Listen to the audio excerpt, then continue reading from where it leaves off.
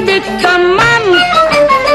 هما الاتنين قطعوا ايديهم ومصوا دم بعض. انت تعرف ان الاغنيه دي عن قصه حقيقيه؟ اغنيه متى اشوفك بتاعت خضره محمد خضر اتشهرت الفتره الاخيره قوي بسبب ان اتعمل عليها ريميكس خلى كل الناس تستخدمها على تيك توك وحاجات تانية كتير.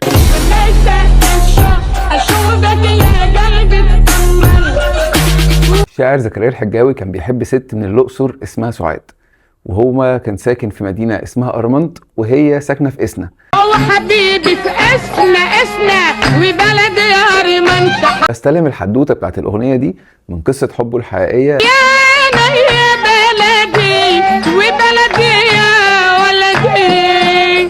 زكريا الحجاوي كمان وخضره بينهم قصه غريبه شويه. كان في فتره اتشغلوا مع بعض بشغل فاتجوزوا، لكن لما اسرته عرفت كان لازم يختار ما بين البيتين. اتفق مع خضره محمد خضر ان هم يتطلقوا، وهما الاتنين قطعوا ايديهم ومصوا دم بعض. بيعبر عن ان الرابط اللي ما بينهم هيستمر للابد حتى بعد الجواز. انا متى